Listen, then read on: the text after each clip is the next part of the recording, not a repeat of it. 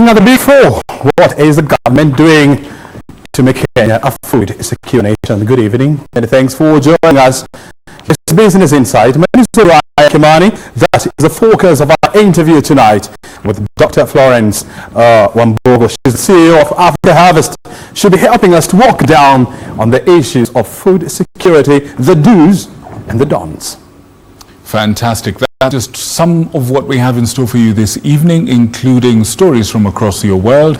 And we have some breaking news of some accident that just occurred a few moments ago in Narok County. We shall be able to give you the details as we have them so far. All that and more, stay tuned. Yes, definitely. Of course, remember to interact with us. My Twitter handle is at O'Brien Kimani, at KBC Channel 1. And mine is at Muyakne. Let's have a look at the highlight first.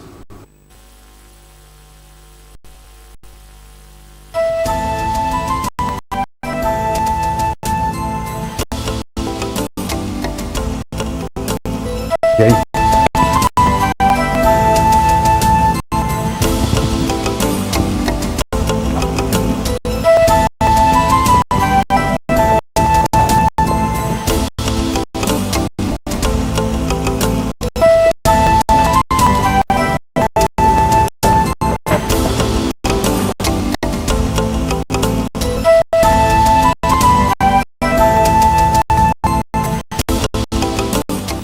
Regarding advisory in danger of light, yes, it was issued.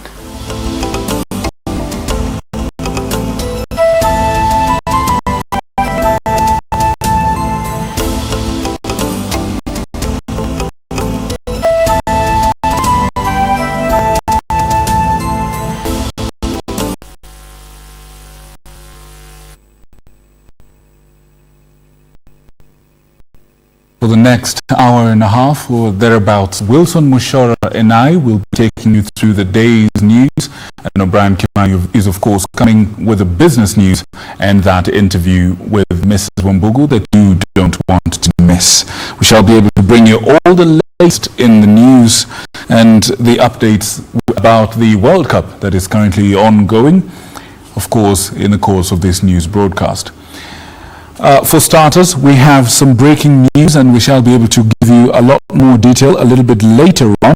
But the basics are that a vehicle with an unknown number of passengers has plunged into a dam in Narok County. This is after losing control and ramming through a bar in a business location before plunging into the dam. The occupants of the vehicle have not yet been established. The number of them has not yet been established, and whether or not they've survived the incident is also yet to be established. We have a package concerning that particular story, and we shall be able to give it to you in not too long a while. But in the meantime, the Director of Public Prosecutions, Nuruddin Hadi, is raising a red flag.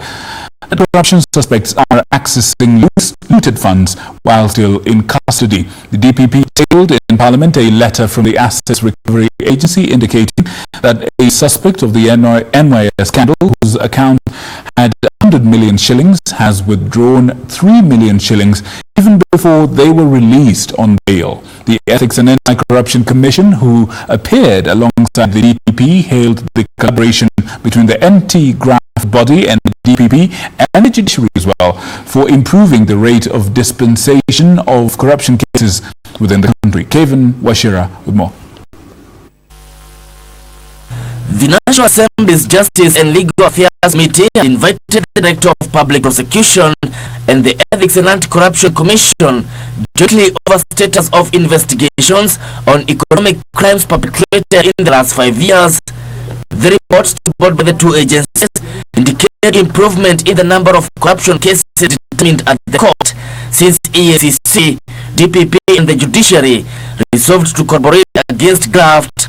What is the most single important factor that will make EACC effective in its mandate?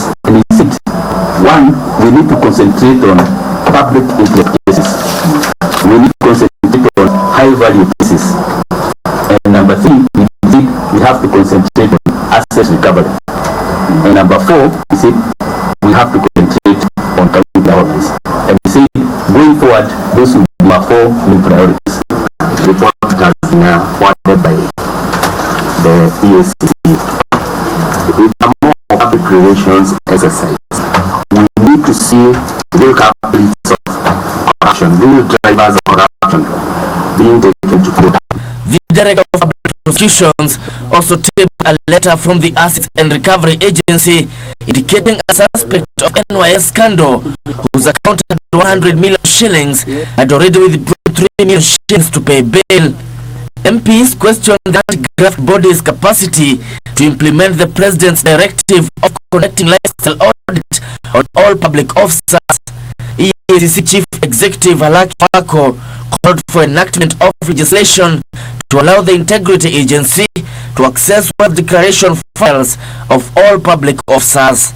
There are laws which we work with and laws we use as our implements or tools of thread which have deficiencies.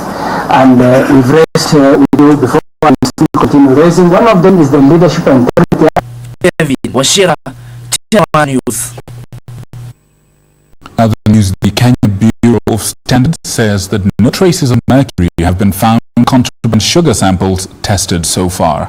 Appearing before the National Assembly Trade Committee, KEBS Managing Director Charles Ongwae, however, acknowledged that some samples of the sugar were found containing high levels of copper. Ongwae was put to task to explain why KEBS findings contradict those released by the Interior Cabinet Secretary Fred Matiang'i, indicating that the traces of mercury had been found in some samples of the illegally imported sugar. Last Wednesday, Interior Cabinet Secretary Fred Matiang'i announced that some brands of sugar illegally imported into the country were found to contain mercury. No wonder you have the cases you have around the country, whether they are related to cancer or what have you. We have just been selling fish to our people. However, on Thursday, the Kenya Bureau of Standards refuted findings, saying samples tested by KEBS showed no traces of the metal. I want to be very specific that no mercury has been detected in the samples that we have tested. I want to be very specific. In the samples that we have tested, just for purposes of clarity, the only report so far we have had with the Directorate of Criminal Investigation it was shared on the 11th of June 2018. In a heated probe by the National Assembly's Trade Committee, Ongwae, however, admitted that some samples of sugar were found to contain high levels of copper. The allowed parameter is 2 milligrams per kg, and what was found is 20.7. Confirm to the Kenyans that white sugar labeled UDT Africa sugar packaged in 1 kilo is not good for human consumption. Confirm to them so that the story can come to an end. It has copper, it cannot be consumed. Put in the mic, let's exchange. If you look at the sample that we tested, it was some specific samples which had been packaged in a kilogram which had issues of copper. Ongwae maintains that the Kenya Bureau of Standards had already recommended the withdrawal of contaminated sugar from the market. We are also looking forward to working with our other multi-agency partners to strengthen our operations so that we can serve the Kenyan people better. The government has in the last few days been accused of complicity in importation of counterfeit products, with a section of MPs drawn from the Western region calling for the sacking of Industry, Trade and Cooperatives Cabinet Secretary Aden Mohamed. The accusations coming on the day authorities in Bomet County confiscated 500 bags of sugar as the government continues the nationwide crackdown on counterfeit. For Channel 1 News, I am Edward Kabasa. Still in keeping with the same story, the Kenya Bureau of Standards and the Directorate of Criminal Investigations have recommended the prosecution of 3 directors of diamond wholesalers in Isli, Nairobi, after sugar confiscated from the outlet was found to have failed certain standards for consumable sugar.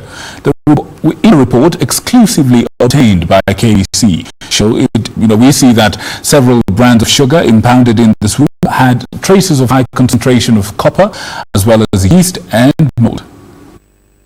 2 weeks ago, the crackdown on counterfeit goods was stepped up and yielded results. About 1,400 bags of sugar were seized at the Diamond Wholesalers outlet in Nairobi's Eastleigh area. On the same day, detectives from the Directorate of Criminal Investigations and Kenya Bureau of Standards took samples of the sugar for testing and chemical analysis to determine its suitability for human consumption. A week later, Interior Cabinet Secretary Fred Matiang'i would make a shocking revelation. The chemical analysis had proven the sugar had traces of mercury. You see the reports that have come from chemical analysis that have been done. Some of what we are selling around and mixing as sugar has got high contents of mercury, has got high contents of copper. No wonder you have the cases you have around the country, whether they are related to cancer or what have you. We have just been selling poison to our people, and people are making money, out of that, making money. But Industrialization Cabinet Secretary Aden Mohammed Wednesday dismissed the results. The best of our knowledge, there is no indication of anything like mercury that has been found in any of those sugars. This would spark off a bitter exchange between DCI boss George Kinoti and CS Mohammed on what exactly were the results of a chemical analysis on the confiscated sugar.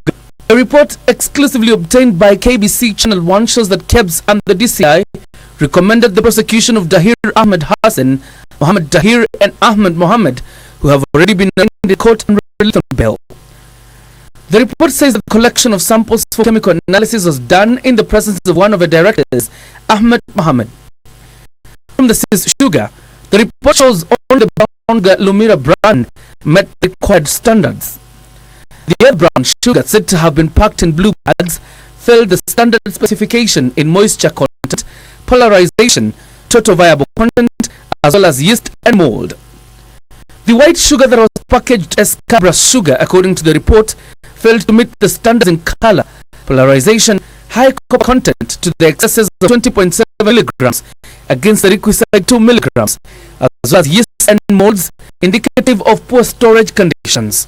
The white sugar labeled as UGT African sugar was also found to have failed to meet the specifications on color, copper content, the standard markings, and the invalid sugar content. Other brands either failed to meet specifications on vitamins or color. In short, save for the brown Lumira sugar, all the other brands impounded were unfit for human consumption. 3 directors of Diamond Wholesalers are facing charges ranging from the sale of substandard white and brown sugar, contrary to the law, using the KEBS standardization mark without a permit, as well as packaging and selling the sugar under unhygienic conditions. John Jacob Curia, Channel 1 News. A preliminary report released by the government on what could have caused the FlySax plane 5YCAC to crash indicates that changes from the original flight path of Wilson Airport to the ill-fated JKIA line was requested by the FlySax company. The Kenya Civil Aviation Authority Director said the control tower at the Jomo Kenyatta International Airport granted the request as the aircraft was already airborne. However, the government is cautioning against speculation into the cause of the crash, urging for patience until the full report is released in a process that could take up to or even more or perhaps less than 3 months. The inquiry into the cause of the tragic FlySax plane crash has revealed that the detour to Jomo Kenyatta International Airport instead of the original destination of Wilson Airport was requested by the airline company. The Kenya Civil Aviation Authority, while releasing a preliminary report, cited a passenger emergency caused by a flight delay as the reason for the detour. Because that flight had been delayed, there were some passengers that were making a connecting flight at Jomo Kenyatta International Airport. So the company called the crew and told them to route via Jomo Kenyatta, drop the 3 passengers first, then proceed on to Wilson Airport so that those passengers could not miss their connecting flight.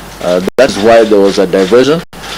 KCA or the air traffic control did not know at the time until after they were airborne. That is when they were informed by the crew as they were walking back to Nairobi. Because that flight had been delayed, there were some passengers that were making a connecting flight at Jomo Kenyatta International Airport.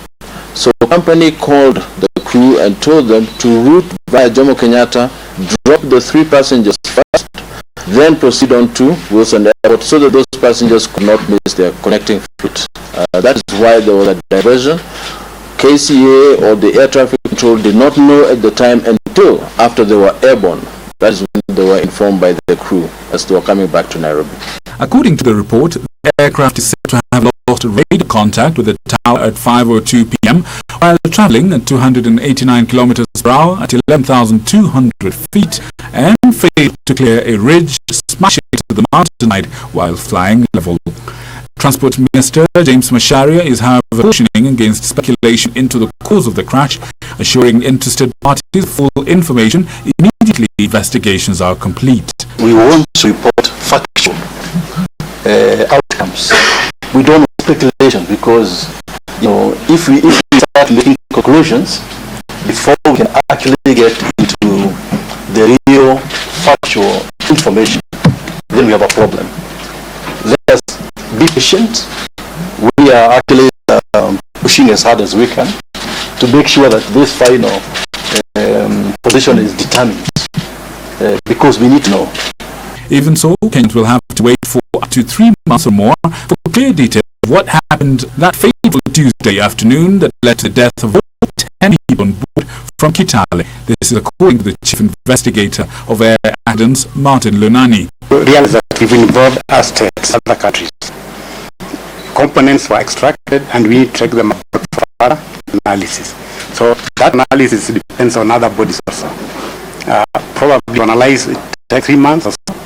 So that's approximately the time.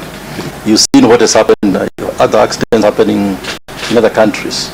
Sometimes it takes even years before it's determined, because it's not something which you can speculate. So I'm not saying we should benchmark with that. To us, we owe our duty to Kenyans to make sure we report back as soon as possible. Part of the delay is because the flight of foreign passengers in the manifesto. Thus, investigations will also involve the transport safety organizations of the USA, Canada, and Fiji. Responding to concerns over the slow process of identifying the crash site, the KCAA Director, Gilbert Kibe, revealed that the emergency locator transmission, ELT, which is used to locate a plane after a crash, did not deploy and was apparently damaged upon impact.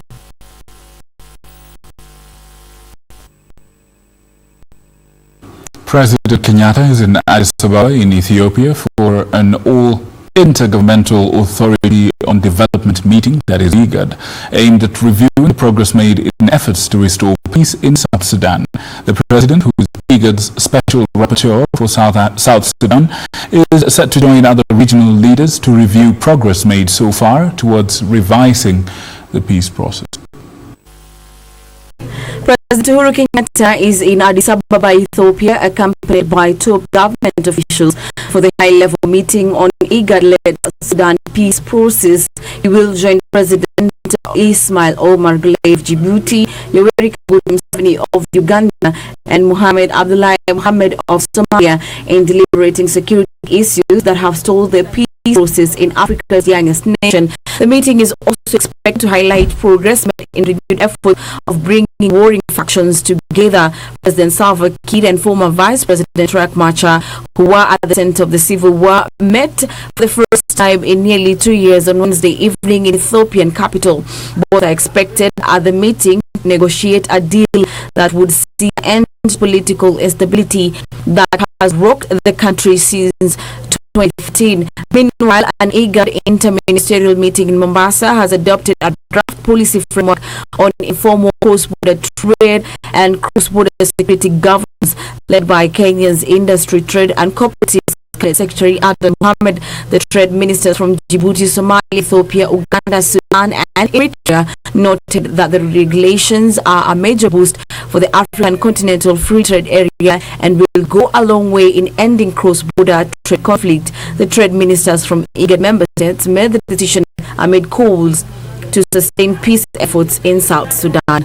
Tunataka kwa kweli viongozi wa Afrika wawe imara na shupavu na waache hii tabia ya kutaka kuangalia mambo yao binafsi na sio mambo ya nchi.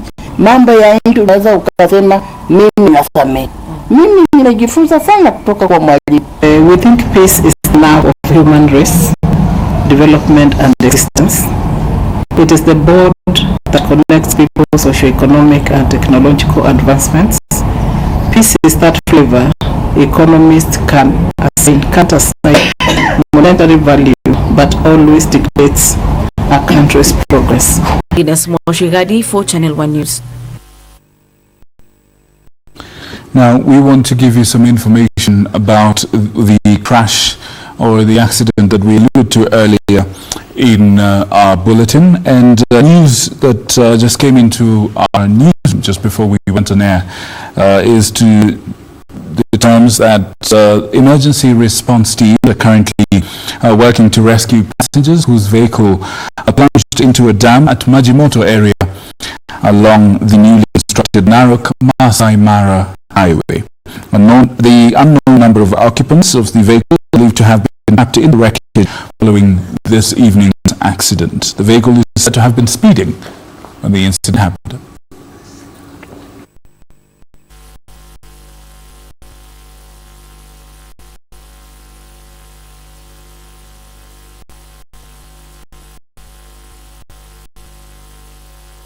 Ndani ya tinga kajaribu toka hivi, mabati inanirusha, nikaingia tena ndani ya nyumba. Alafu baada ya hiyo nikajaribu kufuata gari, ndio hiyo gari iko ndani ya mto.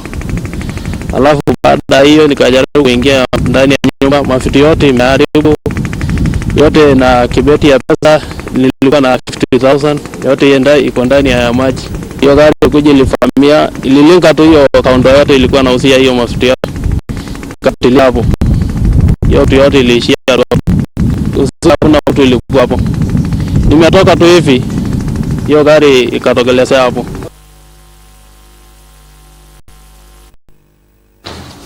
We now take a short break. We'll be right back with more. Please stay tuned.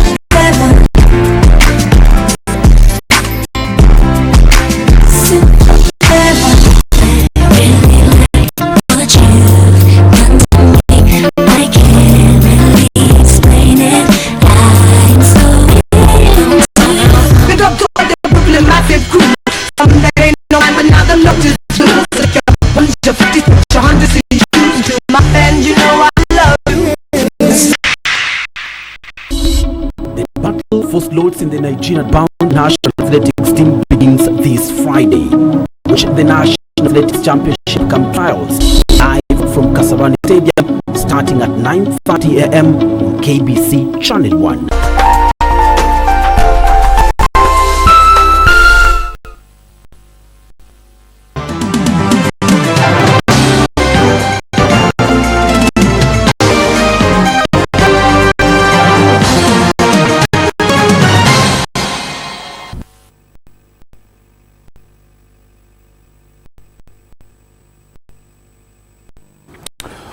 At O'Brien, thank you so much indeed for your company this evening, and welcome to Business Insight. Well, all pending arrears at the county and national level will be vetted in an authentication exercise spearheaded by the National Treasury and county government. National Treasury Cabinet Secretary Henry Rotich says all authenticated debt will be settled within 30 days. It is estimated that the two-level government owes suppliers close to 500 billion shillings in pending bills. Suppliers and commercial banks have for a long time decried delays by county and national government to settle their arrears running into billions of shillings. The delays have been occasioned by lack of funds and proper documentation, as well as ambiguity of the 2017 elections that ushered in new county managers. In March this year, the Council of Governors halted the payment of bills by counties pending the outcome of an audit that they commissioned. We know that there are genuine bills that needs to be paid, but they have all been lumped together, and so they need to do quick. So we have asked them that at least by the end of this month, they should complete that exercise and be able to pay all the genuine bills on time. So we expect that the funds that we provide them, they should be able to address that thing. Treasury Cabinet Secretary Henry Rotich says the national government has kicked off an audit of 4 bill arrears that are less than 1 year old in an exercise that will take 60 days. Rotich says once the claims have been verified, they shall be settled within 30 days. As soon as we open the next financial year, we will be asking national government and also county government to prioritize the payment of recent pending bills. Historical ones can be managed in a different way. It is estimated that the two government or suppliers are contract more than 500 billion shillings dating back to more than 5 years. Rotich has told the media that Treasury is engaging the National Assembly and the Federation of Kenya Employers on the deduction of employees' contribution towards the Kenya Mortgage Fund. He spoke during the signing of a 60 billion shillings fund agreement with the French Development Agency. This project, on completion, will be a very important investment and a very important project for us as water people. Currently, our coverage nationally is about 60%, and we have come up with a national master plan to move it to 80%. Funds go towards the implementation of projects in the energy, water and transport sectors, as well as in support of Kenyan government's public finance management. Let's now talk about tourism matters, and Cabinet Secretary in charge of tourism Najib Balala has cancelled the 20 million shillings Brand Kenya sponsorship deal with the national Kenya Rugby Sevens team for embarrassing Kenya during the Paki leg of the World 7 series. Balala says the decision follows failure by the national Sevens rugby team to meet their contractual obligation after they cancelled the Brand Kenya logo on their jersey.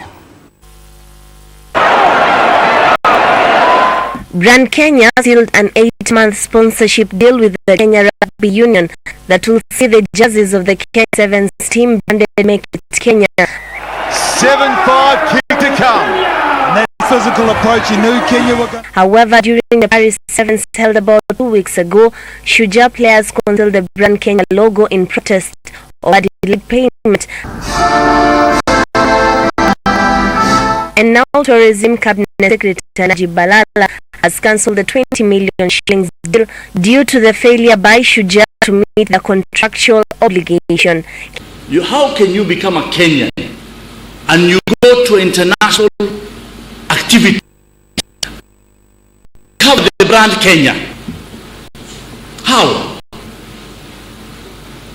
Even if you have problems with your organizations, that was not written broadside, or it wasn't written Tusker, or it wasn't written Safaricom, it was written Make It Kenya. That name there was your country, your motherland, which made you what you are. And then you go there to embarrass us and cover it. Really, this is not acceptable. This is not acceptable at all. Kenya Rugby Union has termed this decision unfortunate, noting that it had met with Brand Kenya and explained their position to them and reasons why the players did not receive their token of appreciation in time. I think the failure is the organizations. That's why we don't perform well in sports, because we have some rogue organizers in these organizations. We allow people to go and take leadership. Each rugby player was to get 100,000 shillings. Balala has instructed Brand Kenya to pay the rugby players. The players to be paid is 2.4 million. What made you fail to pay the players? 2.4 million. You are given 20 million. What's the problem?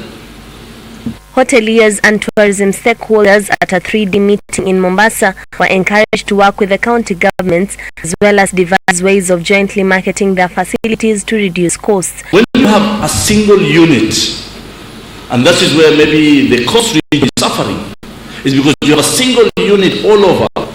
You cannot sustain the marketing costs and the operating overhead. I think at the end of the day, we've got some independent born brands here that have been bred and born here. I think international brands are going to bring a lot of competition to us, but I think that's going to help us up our game. I don't see it as a bad thing, because we're going to have to rise up to those international standards, which means that local customers are going to benefit from us having to up our game. So I think it's actually a good thing. Hoteliers were urged to upgrade facilities to accommodate the projected influx of tourists, ride on improved infrastructure at the coast, as well as intense tourism marketing campaigns. We need a lot of training at the tertiary level. I do see an improvement in business, and I'm sure the fact that Dongo bypass phase 1 has already started, we already have started seeing a lot of business coming in just by that news alone. Juni Karisa for Business Insight from Mombasa County. Well, on tourism matters, where Shanzu is one of the most popular and beautiful beaches in the North Coast. The beach is a delightful destination for water sports lovers and those seeking tropical holidaying. This week on the Marco Scenes, Irene Muchuma highlights tourist attractions in Shanzu, Mombasa County.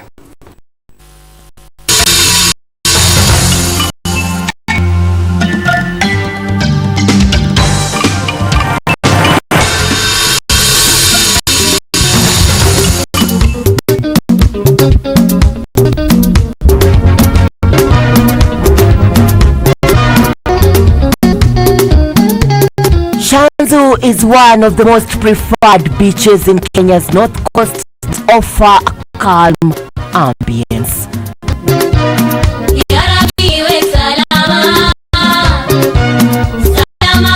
It's a wonderful land, wonderful ocean, and the water and the sun here is wonderful. It is surrounded by magnificent beach resorts that offer deluxe accommodation. Most of the resorts here are made from hilly natural material such as makuti roofing. The makuti is believed to suit by the patterns in this part of Kenya. It's a wonderful place, the land of smiles and the land of happiness. Nevertheless, Shanzu Beach is hardly crowded, hence ideal for those keen on privacy, as well as visitors interested in picturesque views and peaceful ambience.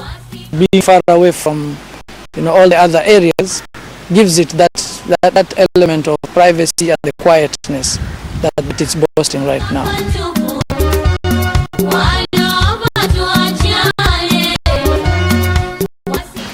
You have not many hotels lined up. As at now, we have like around 4 or 5 different hotels that are just on this stretch of Shanzu. So that makes it also a quieter place compared to other places. And in case you want an authentic and fun experience,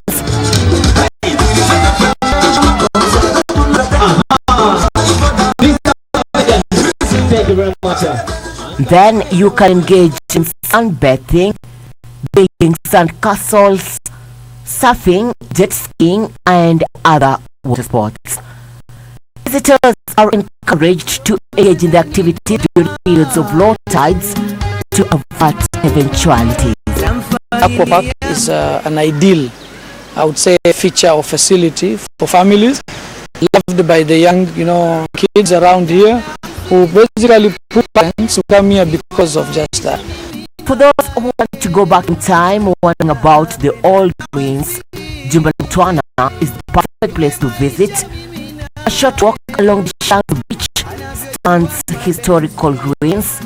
Jumba Mtwana was used as a temporary storage place for slaves before they were shipped out. The inhabitants of this town were mainly Muslims, evidenced by the number of ruined mosques. Ceramic evidence indicates that the town could have been built in the 14th century but abandoned early in the 15th century owing to water supply challenges, hostility and trade conflicts among communities along the shores.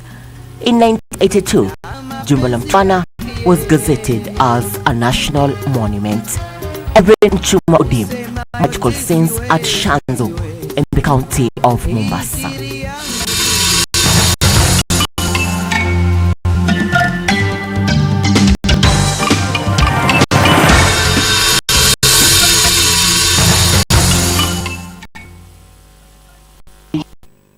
About tea matters, where Kenya Tea Development Agency is banking on introduction of specialty tea house outlets to expand consumption of the high-value specialty tea, whose uptake remains low in Kenya. The outlets to be opened across major towns by KTD, a subsidiary in the tea parkers, would sell green, purple and white tea.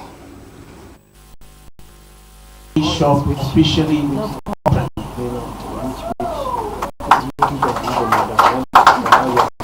India is predominantly black tea. China is green tea. Sri Lanka is orthodox. So what is happening today is diversification. So we are predominantly a black tea country. So we are saying we need to give our consumers. That's why you're seeing purple coming, orthodox coming in, green tea coming in, so that the consumer has an array to from. Our consumer today is very discerning, and all these have different health benefits. We want to make them available. So to make a good cup of tea, we shall ensure that we encourage the youth, the millennials, to consume tea because of the inherent health benefits in tea. We intend to roll out to other towns, but we shall have the next shop along United Street in one of our new buildings that is coming up. That should be next year. So we want to create the real experience.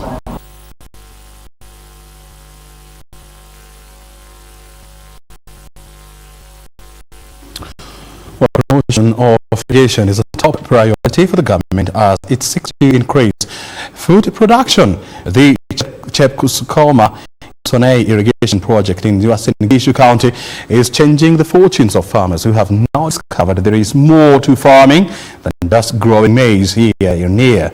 This week on Farm Talk, Ruth Mutegi talked to us about the changing fortunes of our people who no longer rely on rain-fed agriculture. Wakulima ongezeni kilimo, hatutaki tena njaa irudi Kenya. Wakulima. For many years, the women in Tembelio, Eldoret East Sub-County walked for long distances in search of water for the domestic uses in garden farming. Tulikuwa na shida mingi sana. Tuko na hiyo damu, tunaleta ng'ombe kutoka mbali, wakina mama wanaumia, wakipeleka kwa mkongo, tunasanya nguo, tunakuja kwa hii damu Chepkosom, na tunatoka mbali sana.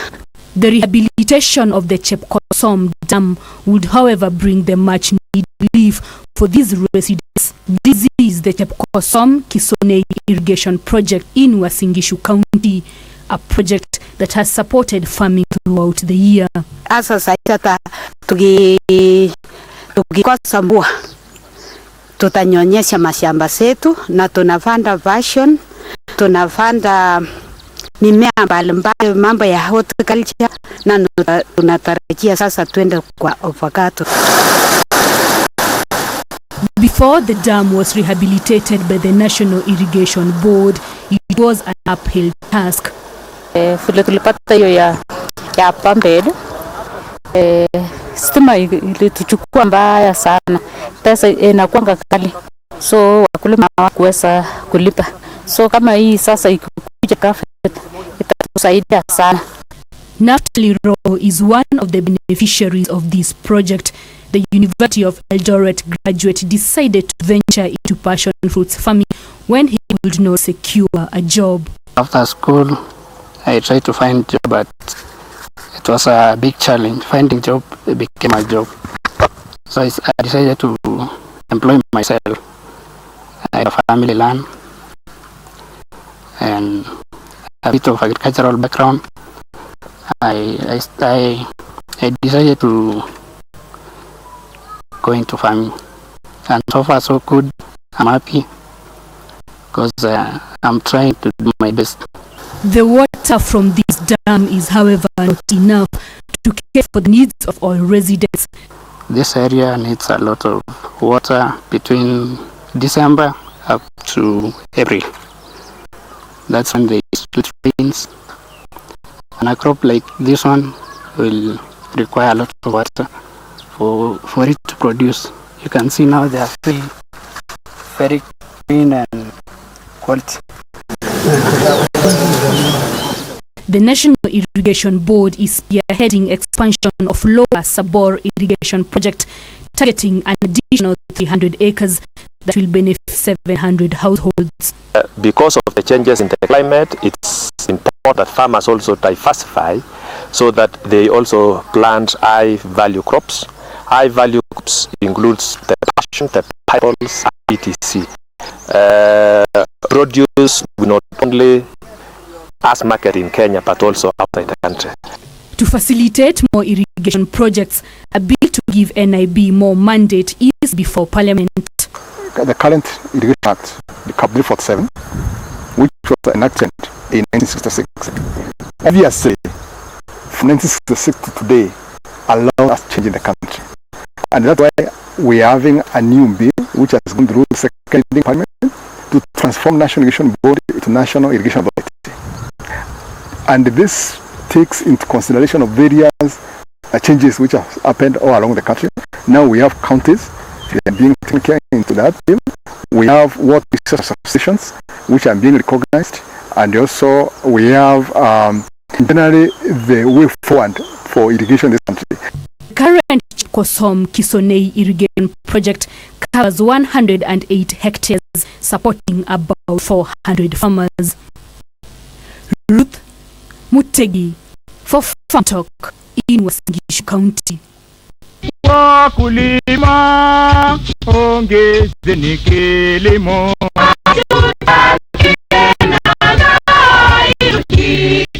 Wakulima.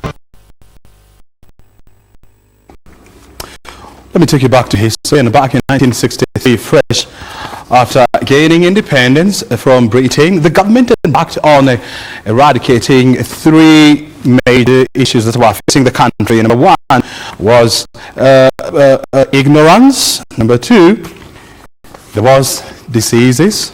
And number three was hunger. More than 50 years down the line, where are we on this?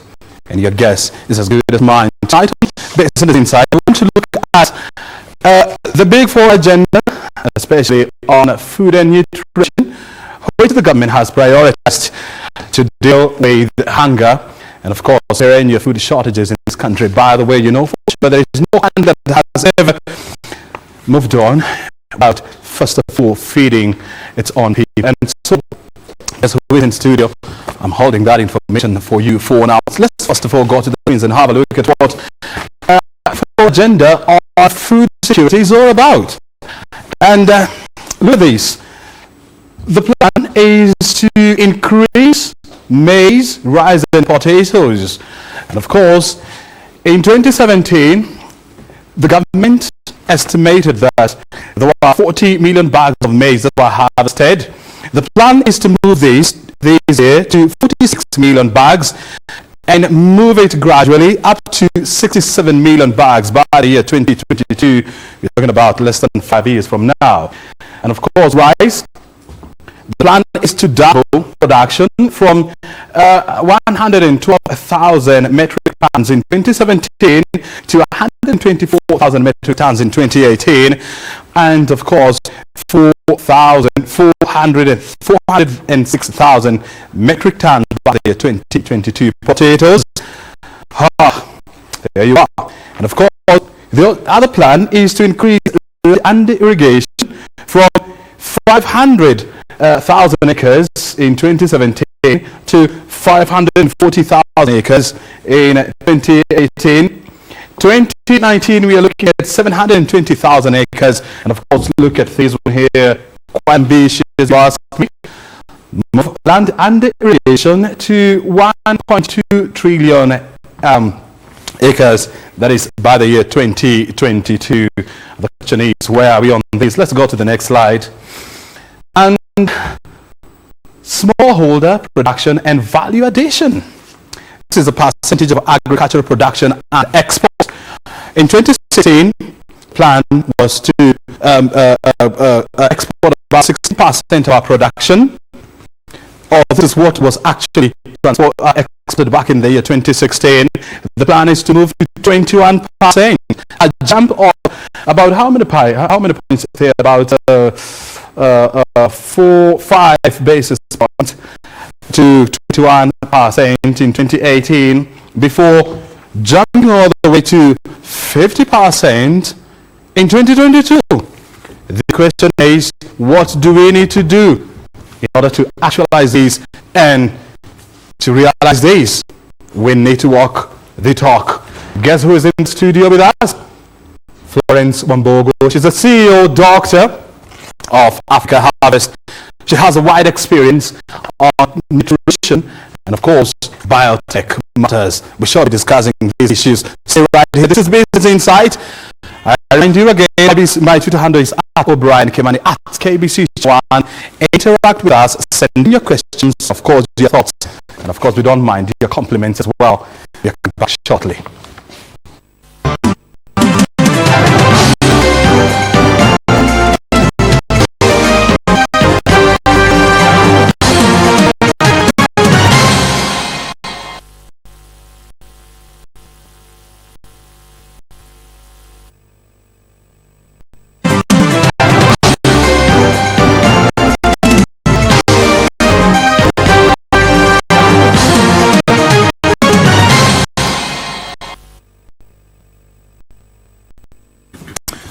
Florence Wambogo, doctor, is the CEO of Africa Harvest and is joining us here to help us understand more about agriculture and what we need to do as a country to realize one of the big four agenda that is on food and nutrition. Thank you so much for joining us here with an experience of more than 30 in this field.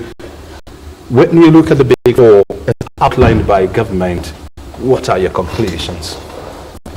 First, let me introduce myself. I'm Florence Wambogo, the CEO of Africa Harvest. My journey started in Kenya Agriculture Research Institute as a researcher, and worked in the private sector in the United States. I've been in the agriculture non-government organization on food security. I also have had a broad spectrum of experience. I work at international industry to address this issue of food security. I think my first thought is just to say the government has done a really good thing, and congratulate the president and the leadership for identifying the big four and making agriculture one of them, because that has not happened before. And so the first thing is just to set a vision, because people without a vision perish. The fact that a vision has been put there, the fact that the president and the government is willing to lay behind this, I think it's a good thing. However, the big thing that needs to be done with that is to realize agriculture is a business. We have to invest in it as a business. The only way we can realize the big four, even agriculture, is actually seriously investing in it. Enhancing investment in agriculture.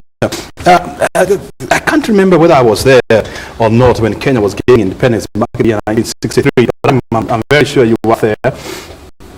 And one of the challenges that was facing this country was, number one, the issue of hunger. The government rolled out a serious and a major offensive on hunger. And multiple documents, crafted and developed, how to address the, of course, learning from experienced countries, like Australia and New Zealand. But almost 60 years down the line, we're still talking about food and, of course, hunger, bearing in mind that 10 million Kenyans are considered to be food insecure in this country. How comes we haven't gotten it right?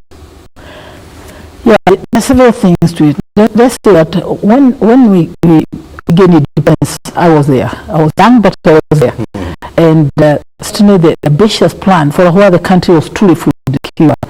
But population increased the charges that are lost again needed to be met with more as a country growing in education, the country growing population, we needed to really consider and look at how other countries like India were able to have the green revolution and have agriculture much other areas of development. So even as we are focusing on the road networks, these are very good. Agriculture should have been a central focus as well, because as you clearly say, no country can never develop if they could at least have the agriculture well, feeding the people, going to processing, value adding. Until the agriculture can produce enough to feed people and make surplus, the economies we are now spending for this country $2.5 billion importing this, importing rice, importing sugar, importing wheat, and that money which we are using to import, which we import bio, could be used to invest in education and other things. So to the agriculture is the foundation. Even the United States, which is very good at food security, they first, or many things, they first started by literally sorting the agriculture. And the agriculture did so well that people moved to the town to do manufacturing. I also spent time in England. They produce so much. But the main pillars of agriculture development, they start really fast by research, investing in research, good research. As you know, I was a researcher in Carlo for several years. The research produces innovations which improve the productivity. Then beyond there is looking to the areas of enhancing activity by good government, invest in water, irrigation, where the government are now investing in irrigation, invest in mechanization. You see, right now, women, we are saying that the jebe and the panga belong to the museum. We can no longer feed this country with panga and jebe. Definitely, we have to mechanize. We have to use mechanization. The tractors plow the land. We need to really mechanize. We need to invest in fertilizer. We can't produce without fertility. So the idea of having a factory in a donut is an excellent idea. That we have seen that without fertility we can't go very far. We need to invest in good government policies. Again, shifting investment in agriculture. We need to calculate post-harvest. How do we store grain so that we are not losing? We need to invest in a disease control. Right now we're worried about the worm. It's everyone. And we have to go to Brazil to see what have they done. We need to be prepared for this kind of challenges. And you know, at the core of all that you're talking about is in research and development. When you look at when it's come to allocation that goes into research and development, what we call the R&D, we're talking about less than 0.5% of our budget, going into R&D. You're talking about the US, which has dedicates close to 20% of the budget, which runs in trillions of dollars. Into R&D, we're talking about Britain. They're also talking about close to 50% of their budget, going into R&D. Can we succeed if when we are investing so little in R&D? It's not just R&D. This is a Maputo declaration. When I don't know whether it's pressure or the decision made by African Union and NEPAD and all that, the countries in Africa decided to put 10% of their budget in agriculture. How many countries have put? Not so many. That means we didn't have to match what we say with actions. Because if agriculture is going to drive the economies of Africa, then we must invest in agriculture business. And in Africa, we have some examples where we have invested in sorghum, we have invested in banana, and we have said that when we invest, especially in smallholder farmers, because again, there's a balance. Even as we invest the big investment for maize and say we are going to have a big irrigation scheme, the more important is making sure the small units, the smallholder farmers are not left out of this. And because 7% of agriculture in Africa will still remain smallholder farming, and women as well. Now, yesterday I was in one of these meetings for agriculture finance operation, and they are saying out of the investment, only 6% is going to women. So they are trying to reverse to improve that situation. Because again, agriculture is an investment business. If you don't invest, I'd invest in women. And investment is not just investment to dam, it's investment to information, education, skills, good quality seed, support private sector companies so they can go to supply the seed, and also warehousing, ensure we don't lose harvest and all that. So truly we have to look at our valuations and invest in them in a very serious way, and know that if you are going to fight hunger, it has to be bottom up. It can't be top bottom, and we need both. We need to do things up, like the factor, of course, irrigation, but more important, it has to be done bottom up in terms of focusing on women, focusing on the youth. We need to get our youth interested in agriculture, because most of the old farmers are too old farm. We don't have our young people interested in agriculture labor. And our young people want to be entrepreneurs. They don't want to be poor. They want to invest in this tomato or greenhouse with the returns. They want to invest in business that brings returns. And so we have to be innovative, that agriculture cannot be old agriculture anymore. This ICT. You can't do the old stuff and expect new stuff. Absolutely. Tell me this, because I find it, sour eggs, oxymoronic, that we talk about 90% of this country, or only 10% of the country being considered to be arable land. Yeah. And yet we talk about agriculture, feeding about 35% of our GDP. Yes. Look at Israel, a land whose death certification is about 98%. Yet they have afforded to export fruits. Us. Yes, again, we can even look here. We don't have to go far to see our flower business is top class global. It's global. Our flower industry. We have done it so well. Yeah, if you look at tea, it's so done well. As done by smallholder farmers. Why is tea doing so well? Because not only we provide a factory near the farmers, we provide extension, we provide fertilizer, we provide information, and we provide a market support to the smallholder farmers. Meaning, we produce, and they can't in this country. Now we come back and ask ourselves, why are we still having, especially the semi-arid areas? That's where the serious poverty is. We have to invest in these areas again. And the example is a good one. And not only that is to invest in irrigation, they have this drip irrigation. So you're actually conserving the water. You're dropping the water where the crop is. So not just it's water technology.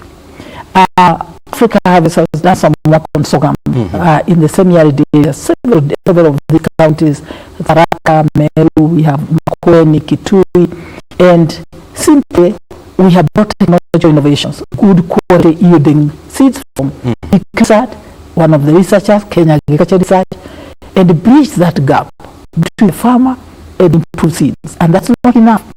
We have also facilitated the issues of information, training, proper agronomy, and then the link to the market, because there has to be a market. And then produce, and then we're able to do value adding, processing, so is going to livestock feed. So even these semi-arid areas should be the future basket, the Kenya basket for sorghum, for millets, for cassava, for better cereals, legumes.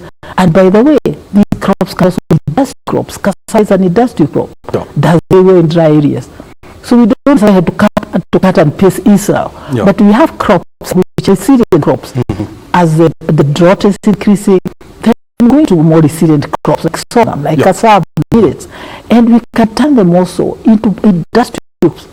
We can process and value add. You can produce starch from cassava. By the way, the whole of Africa is importing starch. We can starch. Yes, and we can I was produce surprised. The other day when I went to the supermarket and I saw, a kilo of cassava wheat. What do we call it? Cassava what? Flour. Yes. Yeah. It's 3 times more expensive than the normal unga. And yet we keep on talking about maize. But anyway, that's a topic for another day. You talked about flowers. You talked about horticulture. Okay?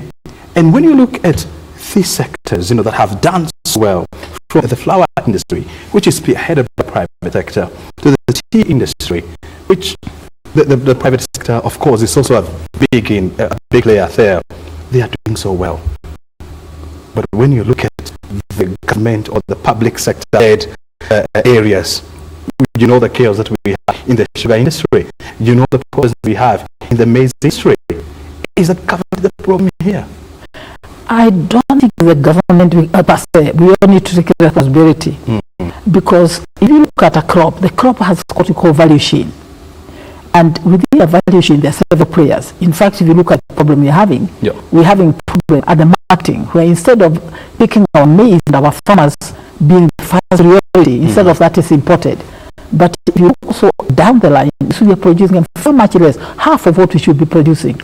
So we need to sort out the aspects. And of course, there's corruption, there's policy issues, there's all that. But even at production level, we're still producing far much less than we should be producing. And then we need to look at value adding. And it's good the government has now talked about processing and value adding. Now, market in Africa is within. We can be our own market because look, we're importing meat, we're importing wheat. So we don't even have to look to export anywhere else. We can pass that money around. And by producing and being our own market, in fact, the countries should be competing. One country is producing maize, another is producing rice, another is producing potatoes. So the country should be thinking, what to the next county. Right now, we got rice for dried, what you call hybrid rice. And Africa have good involved in a project with Africa Rice. And that project, it means we can actually produce rice in some dry area, meaning it doesn't have to be irrigated.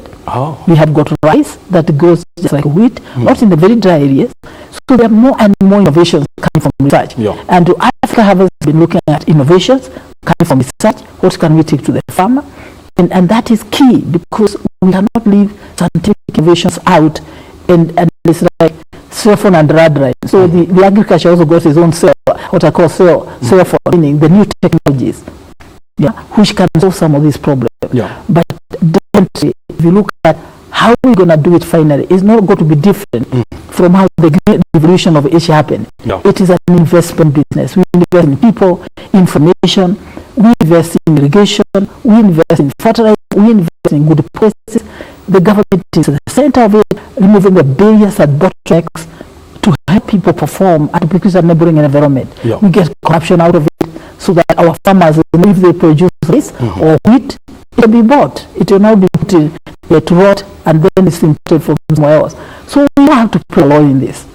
And that's really is a way to unlock the value that is in our own country. You know, when you look at you know, the big four agenda, especially on you know, food and agriculture, I mean food nutrition, you know, the government is laying a lot of emphasis, you know, on maize, rice and potatoes.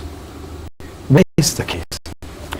I think the government is looking at what we call the strategic food security. Even Asia, the way Asia got out of the serious hunger, they focus on wheat and rice. However, it's important to realize that if we just focus on those who don't diversify, we still won't be food insecure. And so even as the government must focus on those big ones, because that's why they're spending a lot of money importing, and definitely we want to roll that money back. It's important. The same government has another arm where they allow crops like banana. For example, Africa has for the last 15 years, we focus on tissue culture banana. 10 years we used to import bananas from Uganda. But we systematically introduce tissue culture banana from the lab. It's better yielding, it doesn't have disease. We work with the farmers, we work with the counties. We started in Meru area. We went to Kirinyaga, now we go all the way central province. We are now in Kisii and Nyamira, and we are moving across. And now, by having banana become like a business for the farmers, not only are we having food, we have nutrition, we have diversity, there is food for children. 60% of banana is a woman food, so it's a woman income. So women have more income when they do bananas, or they do potatoes, or some of these crops. So the food security and nutrition will not be addressed by the crops. So there has to be definitely a focus where you put most money. But at the same time, the other partners of government, who could be funders, they could be strategic partners, need to bring back of these other crops. Which definitely like bananas, he talked about banana, the sorghum, the cassava, the sweet potato, and all these other crops that really bring the balance in food security. They cannot be ignored. And that's why, for example, Africa will focus on this. We're focusing on beans. Do you know Kenya is importing beans? Yes. We are the biggest importer of beans from Tanzania. We're importing, there are so many things to import. Including grain grams.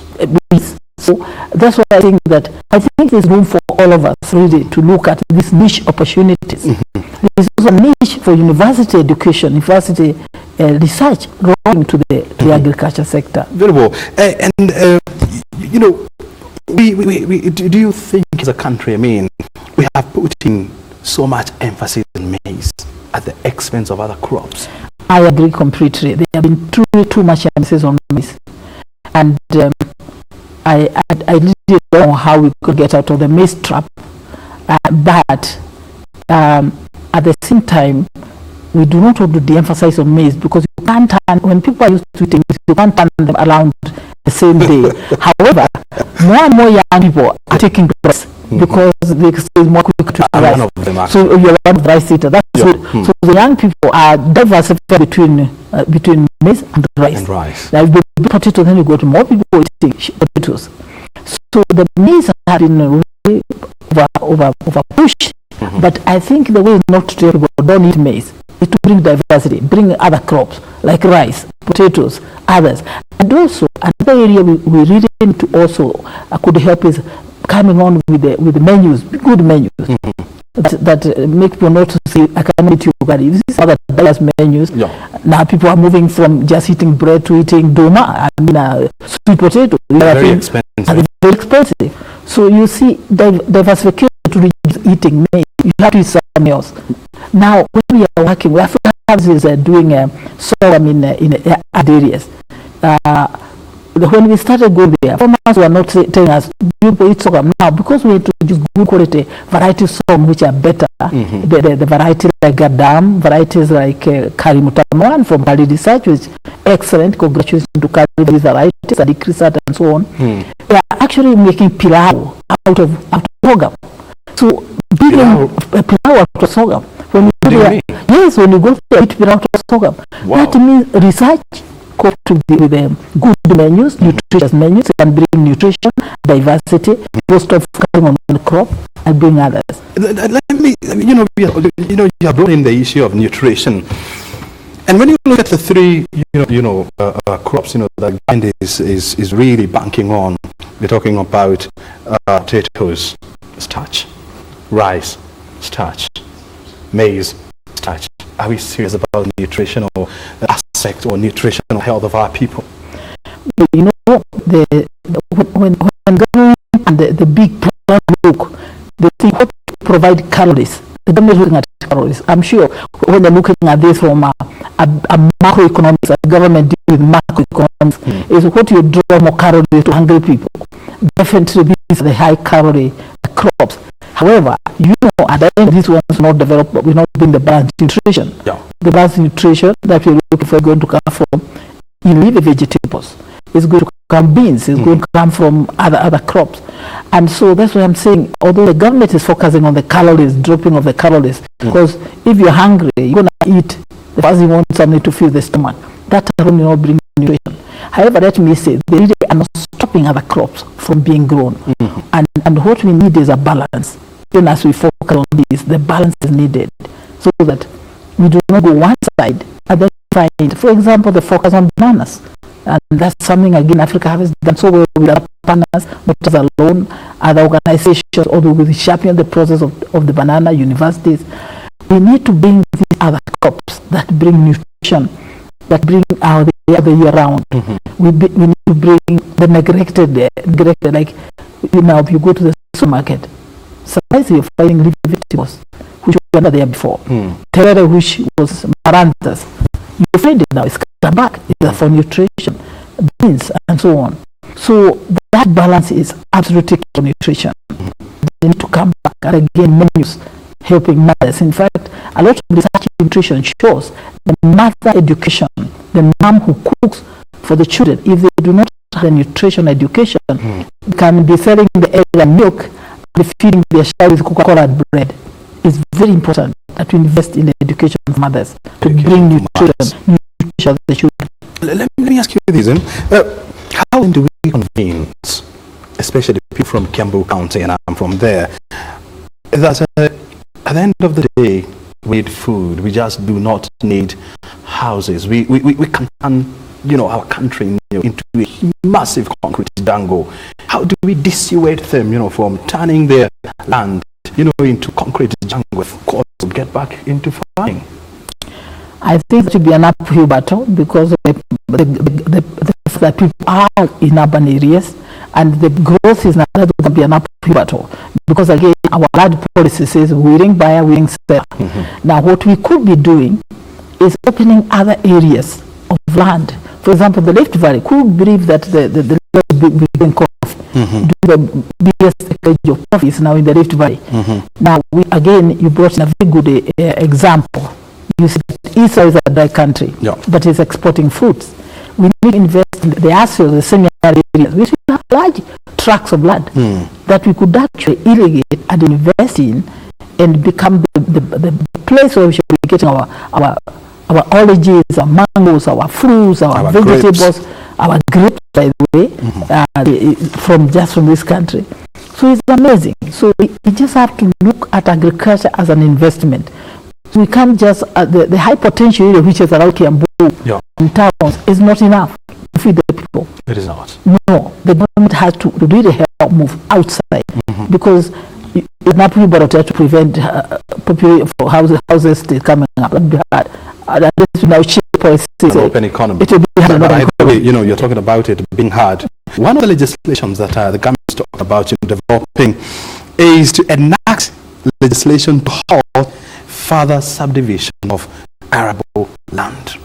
Is this going to be a walk in the park? I'm not sure that's going to be easy. Because again, we have this interesting habit with Kenyans to be, we must own some land for the father left. And of course, traditionally, they say, my home with 6 brothers. Now, if my father had a piece of land 10 years, it's not enough for people to subdivide. Some people have to move it. This subdividing really doesn't help anything. But in people's mind, they feel they have to have some inheritance. However, we need to get out of that and try to move it and really want to develop where the land is. So mentally, psychologically, people to earn money from their parents, but that's not an investment. In fact, that could be a liability because you have traveled there so many times. But to invest in agriculture and looking for where you can have a certain piece of land and farming, that's the way to go. Absolutely. Absolutely, that's the way to go. Tell me, look at Parliament, for example. The food security bill has been pending in the House since the year 2014, almost 4 years down the line. This bill outlines various measures, that government plans to take into consideration to ensure there's enough food in our stores, to ensure that we expand our food reserves and many other things. How come Parliament is still sitting on this bill? This is my opinion. I think if there were more women in Parliament, could agriculture move faster. Because women are the ones who really feel when the children are hungry, the family is hungry. We need more women in policy areas. More than we have. I think so. If we had more women in policy position in Parliament, when they think of food security, they think about food. Many times when men think about security, they think of the arts and definitely that's what we need, diversity of thinking. I believe that more women will be pushing more agriculture in this kind of bill we brought right in front. So I'm one believer that we didn't need more women in Parliament, more women, because I think we really focus on agriculture. I say that the reason why this bill has that's not that is only one. The other one is absolute realization that if we are going to turn the country around, we must now bring the agriculture agenda beyond talking about doing it. And agriculture is the backbone of this country because we cannot continue to import food. And so what we need is literally a campaign of realization that is direct link because the amount of money we don't see wasting, spending, importing, and why we must invest in our own agriculture and really be our own market. And so that should be moved now that it's part of the big four. I think we should measure the big four. We should measure the big four by actually looking, have we moved this? Have we moved this? So we should really focus. If if agriculture is still one of the big four, have we really moved this? Tell me this, and this is something that we've talked for ages. We talk about, dealing with post-harvest losses, which is big by our standards, at about 20%. How comes we haven't gotten it right? The post-harvest losses are a serious problem, and I don't think it is only Kenya or only global. In fact, statistics show that different countries have different, what I call, post-harvest losses. In a developed country, the losses happen on the plate. In us, the losses mainly happen post-harvest. Although with the fruits and veggies, perishability can also happen as part of the what I call post-harvest handling.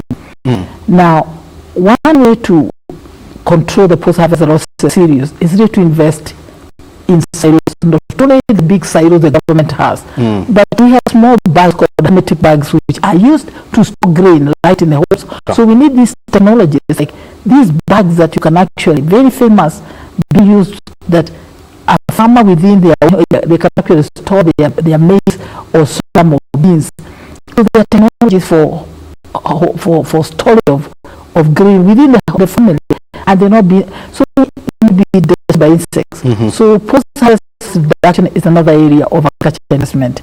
Knowledge in some of these super technologies like the bags and across the value chain in storage. Now, if we increase production in some of if you remember the time when we pushed a lot of production, or if there was a lot of in and within these servers now, we use out of maize, there are no silos there to store.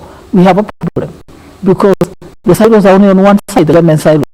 So it's something we have to do what I call preparedness, even to increase production, the preparedness.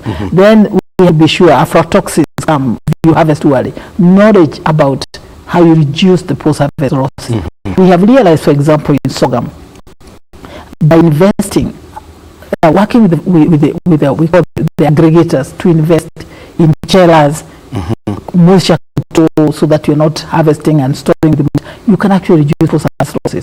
So post-harvest losses, again, is an area of investment, is an area of knowledge, is an area where you also invest in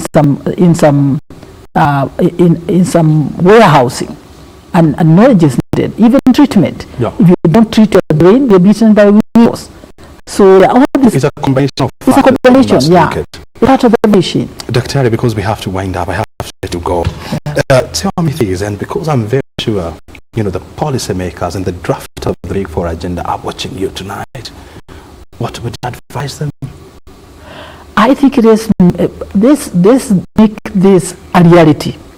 First, we talked about the policy that is lying in Parliament, investing 10% of our budget in agriculture, bringing women who have been left behind for education and investment, raising women, focusing not just on 3 crops, but at the same time diversifying to look at these other crops, like which I said Africa has been involved in, and others, like the beans, like the cassava, the sweet potato, the banana.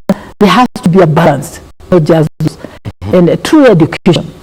And we need to bring education about food security all the way to our schools. And the most important is pulling together, because agriculture is an investment business. It's an investment business. It's an investment business. And we must take it like a yes, as long as farmers can't be left behind, women can't be left behind.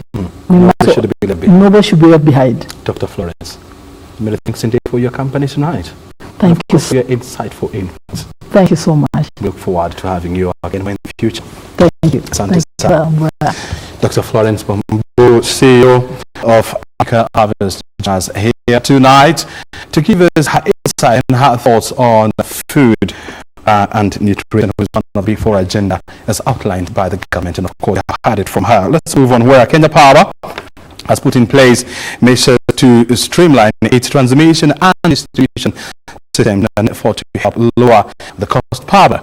Kenya Power Managing Director Kent says lowering the cost of energy will the business operating environment, which in turn will encourage businesses to enhance their operations, expand and support the Big Four agenda.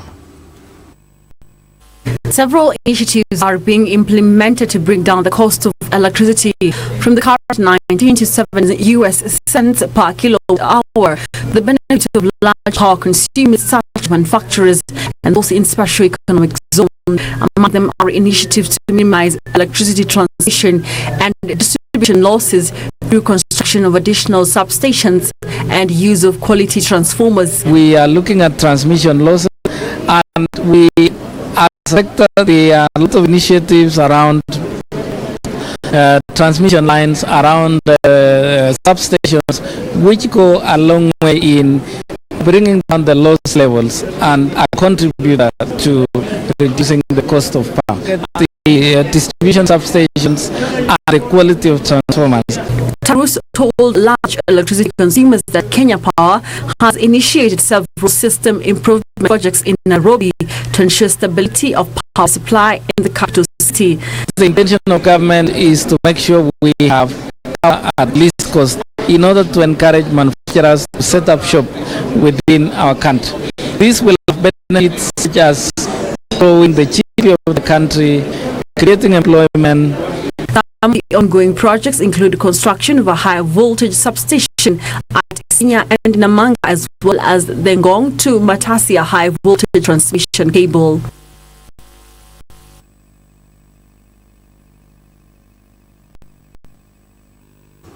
Still on farming, where potato farmers in Trans Nzoia County have been advised to organize themselves to farmer groups to ease their access to market. The National Potato Council of Kenya says the recent directive to have potatoes packed in 50 kg bags will further enhance returns for farmers. The National Potato Council of Kenya says being in groups will enable farmers benefit from the potato value chain and facilitate better access to markets.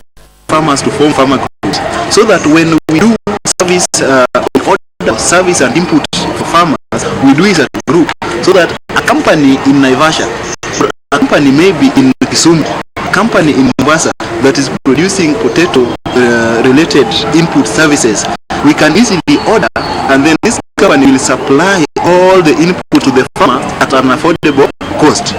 The council says it is identifying processors of potatoes in order to reduce wastage through post-harvest losses. Get potato farmers to input providers. At the same time, we link them to the market, so that at that point of harvest, they don't say that there's no market for our produce. The council hailed a government directive requiring that potatoes be packed in 50 kilogram bags. I want to believe this is going to be a very big boost to the production of the same, because now if quantities are going to be determined at 50 kgs packaging of potatoes, are going to put in regulations in terms of even transportation of them. I'm going to put in regulations in terms of even the quality of the production of the potatoes. The subsector have a grappling with potato diseases and pest attacks that are impacting on the returns. If you have a plant today, until we will seed the harvest tomorrow, next season, you again pick it and take it to the farm. The viral load or the load of the inoculum is increasing year and year, or seasonally it increases. Therefore, the rate of yield also goes down at the same rate. To deal with the challenge, International Potato Center CIP is developing potato seeds that are resistant to disease. Judith Akolo, The Business Insight.